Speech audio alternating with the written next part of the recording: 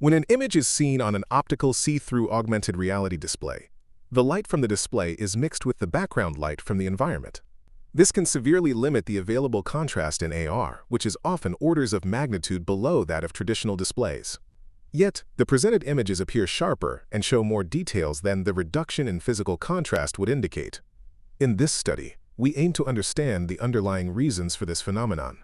To understand how humans perceive contrast in AR, we test two hypotheses. The first hypothesis focuses on background discounting and its effect on perceived contrast, posing the question, are background features discounted when perceiving the contrast of AR images? The second hypothesis explores the Supra-threshold contrast perception model. If the first hypothesis of background discounting is not validated, we then ask, how can we model supra-threshold contrast perception in AR? And whether existing models of supra-threshold contrast are applicable to this new use case. We conduct psychophysical experiments using a high dynamic range multifocal haploscope testbed to validate the hypotheses. The first experiment featured a contrast matching task. We present the reference case in the AR condition, featuring a grating with contrast in the foreground and ambient light in the background. For the test, we showed a single plane counterpart based on the optical fusion strategy. Given the reference and test stimuli, we conduct the method of adjustment. Observers were asked to adjust the contrast of the grating provided on the test pattern to match the contrast of the reference case.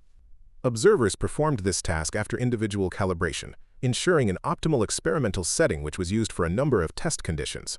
We prepared diverse test conditions to investigate the potential background discounting effect. The results from the well-constrained experiment indicate that we have no statistical evidence to confirm the existence of the background discounting effect on contrast perception in AR.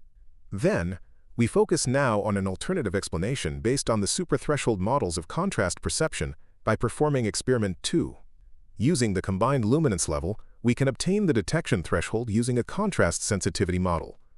We then map the supra-threshold perceived contrast, as predicted by the two widely recognized models, Pelle's and Kulikowski's. Our goal is to identify whether either model can predict the perceived supra-threshold contrast values in AR. To achieve this, we sample points where the differences between the two models are maximized. Additionally, we sample points where the disparity between physical contrast and perceived contrast is pronounced. We extend the data points with different foreground luminance settings, as well as color. The results with user experiment showed that the matched contrast is well explained by Kulikowski's model. The models introduced so far could explain well the perception of basic psychophysical stimuli. Gabor patches having a single value of contrast defined on a grating of a single spatial frequency. But how can we generalize the contrast matching model for complex images in AR? To better decompose the display stimuli in the foreground, we first sample the scalar luminance values in logarithmic units with base 2. We then introduce the spatial frequency and contrast dimensions to extend the applicability of our findings using Gabor patches. Spatial frequency sampling follows the power law distribution characteristic of natural images, while contrast values are also scaled logarithmically. At a fixed contrast level, each value can be mapped to a single Gabor patch, as used in experiments 1 and 2. Each point corresponds to the Gabor patch, and the perceived contrast can be mapped with the findings gathered with these simple stimuli.